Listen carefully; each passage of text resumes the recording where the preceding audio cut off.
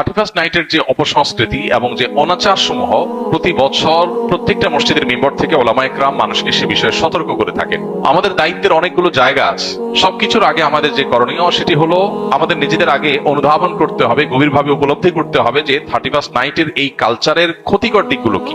একটা বিষয় তো পরিষ্কার, সেটা হলো আল্লাহ রাব্বুল আলামিন কোরআনে কারীমে সূরা হাশরে বলেছেন, ওয়ালা তাকুনু কাল্লাযীনা নাসুল্লাহা ফাআনসাহুম আনফুসাহুম। তোমরা সেই মানুষদের মতো হইও না যারা আত্মভোলা হয়ে গেছে, নিজের গন্তব্য, নিজের পরিণতি, পরিণাম, নিজের আত্মপরিচয় এগুলো যারা ভুলে গেছে, যারা উন্মাদনায় গা ভাসিয়ে দিয়েছে, যারা ভোগবাদে ডুবে গেছে, ডুবে গিয়ে তারা নিজেদের আল্লাহকে ভুলে বসে আছে। তো এই মানুষগুলো মতো তোমরা হইও না। যারা আল্লাহকে ভুলে বসে থাকে, গাফেল হয়ে যায়, সে মানুষগুলো তাদেরকে আল্লাহ তাআলা আত্মভোলা করে দেয়। নিজের ভালো মন্দ সে বুঝে না, নিজের ধ্বংস নিজে ডেকে আনে। এই সমস্ত অপসংস্কৃতির মধ্যে যারা হাবুডুবু খাচ্ছে, সেই তারুণ্যকে বিশেষ করে বলতে চাই, তারা আল্লাহকে ভুলে গেছেন। আল্লাহর স্মরণ যদি কারোর থাকে, আল্লাহর প্রতি বিশ্বাস যদি কারোর থাকে, আল্লাহর চিন্তা যদি কারোর মধ্যে জাগরুক থাকে, তাহলে সে কখনো আত্মভোলা হয় না। তার ভালো মন্দ সে বুঝে। মানুষ নিজের ধ্বংস নিজে ডেকে আনে তখনই যখন সে আল্লাহকে ভুলে যায়। আল্লাহ বলেছেন, সে আল্লাহ ভোলা মানুষের মতো হইও না যারা আল্লাহ ভোলা হওয়ার কারণে আল্লাহ তাদেরকে নিজেদের ব্যাপারে আত্মভোলা করে দেয়। যে সমস্ত তরুণরা এই সমস্ত উন্মাদনায় লিপ্ত, তারা নিজেরাও জানে না তারা কিভাবে নিজেদের ধ্বংস ডেকে আনছে, নিজেদেরকে ক্ষতির মধ্যে ফেলছে, তাদের মাধ্যমে অন্য অনেককে ক্ষতিগ্রস্ত করছে।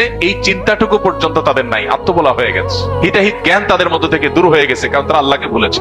তো এই বিষয়টি আমাদের অন্তরে গেঁথে যাওয়া উচিত যে আমরা আল্লাহকে যদি সবসময় স্মরণে রাখি, তাহলে কোনো মানুষ, কোনো পাখি, কোনো অসুস্থ মানুষ, কোনো ঘুমন্ত মানুষ আমার দ্বারা কষ্ট পেতে পারে না। দ্বিতীয়ত, 31st নাইটের এই কালচার এটি এসেছে মূলত অগ্নি পূজকদের থেকে। অগ্নি পূজক বা প্রকৃতি পূজারী যারা ছিল, সেই পেগানদের মধ্যে একটা ধারণা ছিল বছরের প্রথম দিনের প্রথম মুহূর্তকে আনন্দ, উৎসব, হই হুল্লোড়, ভালো মন্দ খেয়ে কাটালে সারা বছর ভালো থাকা যায়। এই বিশ্বাসটা কি কোনো বৈজ্ঞানিক বিশ্বাস, বিজ্ঞান ভিত্তিক বিশ্বাস? এটা নিছকই কুসংস্কারের জন্য বিশ্বাস।